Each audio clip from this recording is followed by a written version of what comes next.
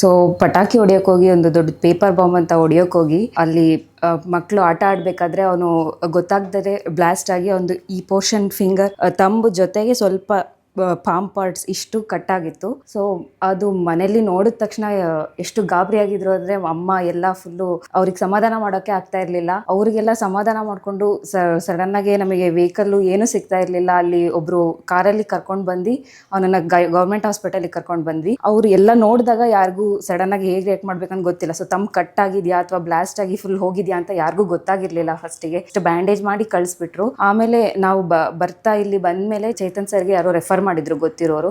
ಅವರು ಬಂದು ಎಲ್ಲ ನೋಡಿ ಫಸ್ಟ್ ಹೇಳಿದ್ರು. ಅವರು ನಮ್ಗೆ ಹೇಳಿದ್ರು ಇದು ಬ್ಲಾಸ್ಟ್ ಆಗಿರೋದ್ರಿಂದ ಕಟ್ ಆದರೆ ಜಾಯಿನ್ ಮಾಡ್ಬೋದು ಈಸಿಯಾಗಿ, ಬಟ್ ಬ್ಲಾಸ್ಟ್ ಆಗಿರೋದ್ರಿಂದ ಅದು ಸ್ವಲ್ಪ ಕಷ್ಟ ಆಗುತ್ತೆ, ನೋಡಬೇಕು. ನಾವು ಆಮೇಲೆ ಫೋನ್ ಮಾಡಿ ಇನ್ಸಿಡೆಂಟ್ ಆಗಿ 1 hour ಆದಮೇಲೆ ಅಲ್ಲಿ ಹುಡ್ಕೋಕೆ ಸ್ಟಾರ್ಟ್ ಮಾಡಿ ಅದನ್ನ ಫ್ರೀಸರ್ ಬಾಕ್ಸಲ್ಲಿ ತೊಗೊಂಡು ಬಂದ್ವಿ ಫಿಂಗರ್ನ. ಅವಾಗ ನೋಡಿ ಹೋಪ್ಸ್ ಹೇಳಿದ್ರು ಜಾಯಿನ್ ಮಾಡ್ಬೋದು, ಅಕಸ್ಮಾತ್ ಆಗಿಲ್ಲ ಅಂದರೆ ಅದನ್ನು ಹೊಟ್ಟೆಲಿಟ್ಟು ಸ್ಕಿನ್ ಬೆಳೆಸ್ಬೋದು. ಅದಾದಮೇಲೆ ಮತ್ತೆ ಕಾಲಿಂದ ಫಿಂಗರ್ನ ಜಾಯಿನ್ ಮಾಡ್ಬೋದು.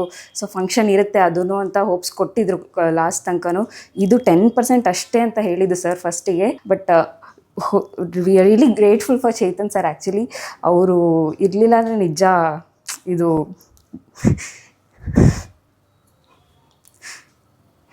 ಅವತ್ತಿನ ದಿನ ನೆನೆಸ್ಕೊಳಕ್ಕೂ ಇಷ್ಟ ಇಲ್ಲ.